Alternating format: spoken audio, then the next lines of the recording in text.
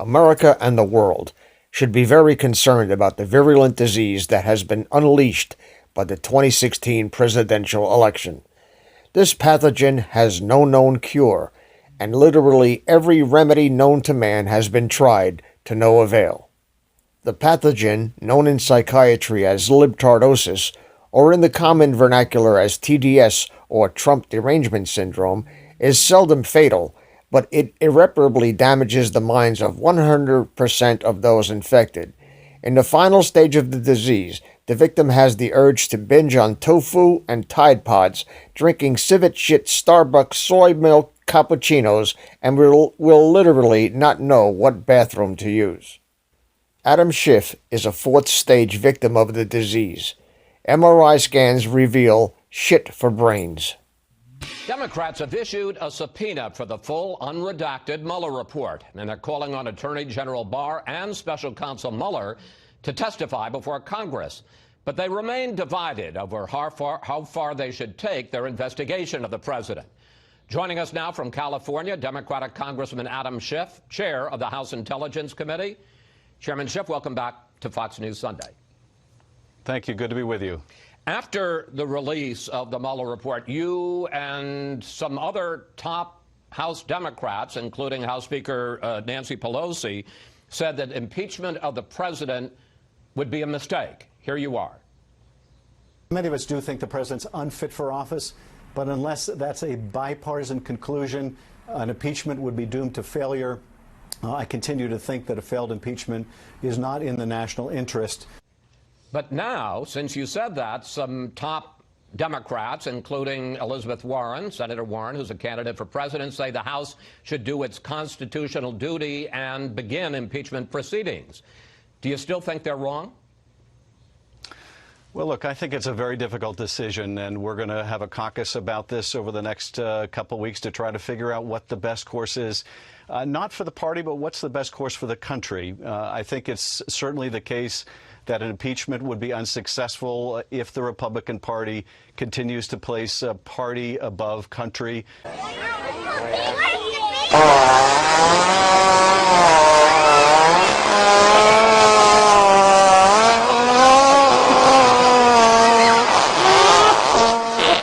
Continues essentially to back the president no matter how unethical or dishonest his conduct may be. And sadly, that's where we are right now. So we will have to decide, do we nonetheless go through an impeachment, because to do otherwise would signal that somehow this president's conduct is okay, that future presidents can engage in this kind of corruption without consequence, or do we decide that we're better off doing the oversight through the context of a oversight hearings by the various committees rather than a formal impeachment? That's going to be a very consequential decision, and one that I'm going to reserve judgment on until we have a chance to fully deliberate about it. Chairman, you've been leading the charge for more than a year that President Trump and his campaign colluded with the Russians to interfere in the 2016 election. Here are just a few examples. This is about as clear evidence you could find of intent by the campaign to collude with the Russians to get useful information from the Russians. I think there's plenty of evidence of collusion or conspiracy in plain sight. I did say that there is ample evidence, and indeed there is, of collusion of people in the Trump campaign with the Russians.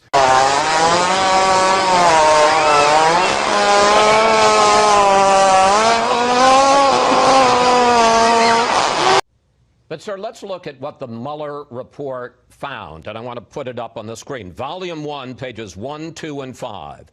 We understood coordination to require an agreement, tacit or express, between the Trump campaign and the Russian government on election interference. The investigation did not establish that members of the Trump campaign conspired or coordinated with the Russian government in its election interference activities. Mr. Chairman, the special counsel did not find the kind of coordination that you said was there. Chris, as you know, and I wish you had played the rest of some of those clips, I went on to say that whether that collusion, that evidence of collusion, rises to proof beyond reasonable doubt of the crime of conspiracy was a different question. And indeed, that distinction is made in the opening pages of the Mueller report. So when the president and his allies repeat this mantra of no collusion, they clearly haven't read or ignoring the plain language of the report. Where Bob Mueller says two things. He says, we're not going to look into the question of whether it's collusion. That's a common lay term that can be criminal or non-criminal conduct. We're going to look at the crime of conspiracy. And on that issue, Bob Mueller says something else that I've been saying frequently, which is the fact that you may not be able to prove beyond a reasonable doubt a criminal conspiracy doesn't mean that there's an absence of evidence of crime. And when I talked, Chris, and you're absolutely right, I talked about this all the time on the course of the last year. When I talked about evidence of collusion in plain sight, I used those words in plain sight. And I pointed to the meetings in Trump Tower that Don Jr. and Kushner and Manafort took. And what more clear intent to collude could you have than the Russians offering dirt on Hillary Clinton as part of what was described as an effort to help Mr. Trump in the campaign, and Don Jr. saying, if it's what you say, I would love it. Now, I don't know how you find more abundant evidence of an intent to collude than that.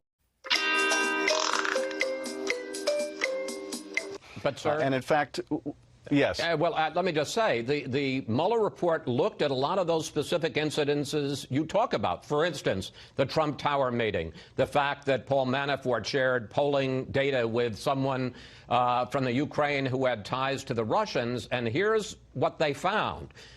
Again, from the report, Volume 1, page 66, the investigation examined whether these contacts, and they agree there were contacts, involved or resulted in coordination of a conspiracy with the Trump campaign in Russia, including with respect to Russia providing assistance to the campaign in exchange for any sort of favorable treatment in the future.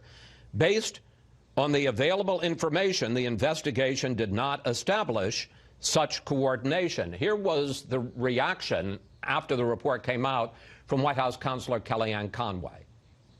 I was the first person to publicly call for Adam Schiff's resignation from the Intelligence Committee chairman several weeks ago on your network. I'm going to double down on that. Not only should he resign, he should produce the evidence that he said he has.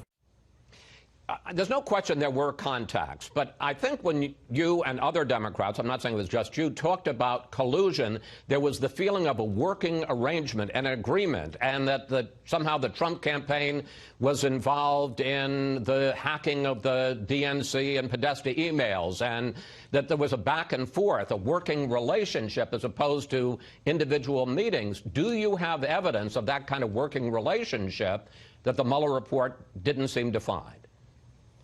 Well, Chris, first of all, I never said that the Trump campaign was involved in the hacking itself.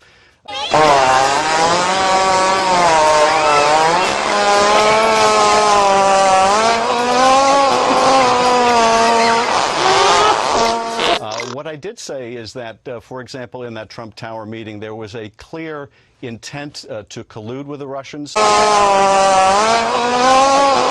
There was a willingness to receive Russian help.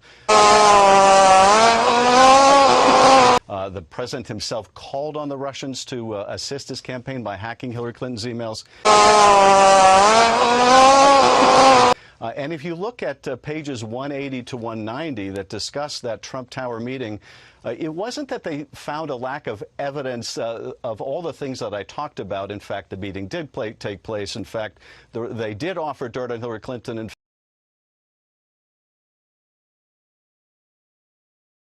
In fact, the president's son did say he would love to have it. In fact, the president's son lied about it. In fact, the president was involved in dictating that lie. All the facts I set out are proven. But what Bob Mueller said, the reason he didn't charge Don Jr. and Jared Kushner and Paul Manafort is he found that he could not establish with admissible evidence that Don Jr. was knew that he was breaking the law.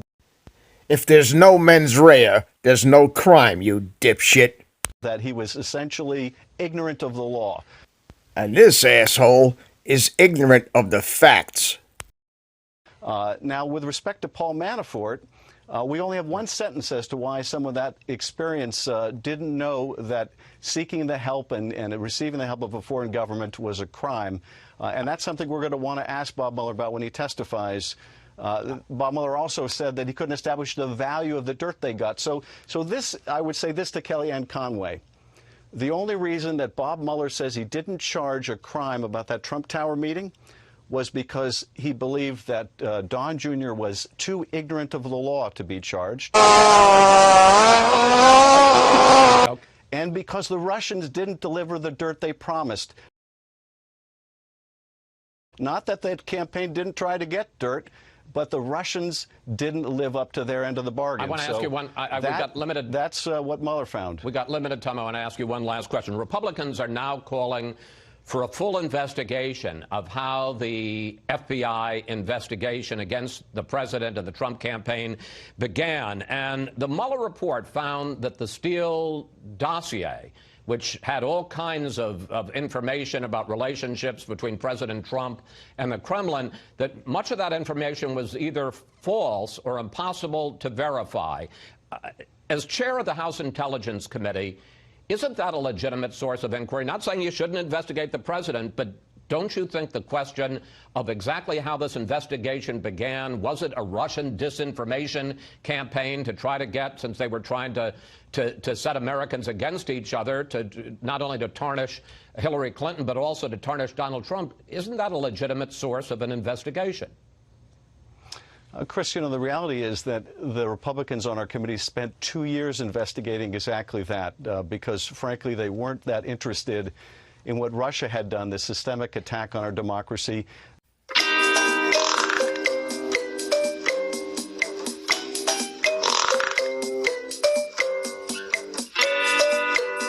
They spent the focus of their 2 years investigating the investigators and investigating exactly that question about Christopher Steele. I've only got 30 seconds left. We do have new information. The Mueller report discredits a lot of that, says that there was no indication that Carter Page did anything wrong. Shouldn't you be looking at that just to find the truth? Well, what we are going to be looking at is we're going to be looking at all the counterintelligence findings that were the genesis of this investigation.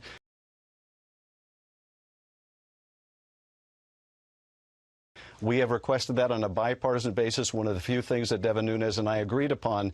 But let me just be very clear about this. The Mueller report makes it absolutely crystal clear that the initiation of this investigation was not only warranted, but absolutely necessary because it revealed a widespread systemic effort by the Russians to help the Trump campaign.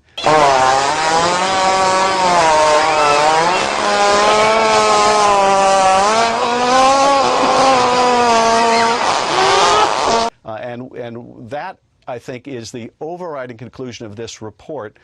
And we need, I think, to put our emphasis on making sure that kind of intervention never happens again.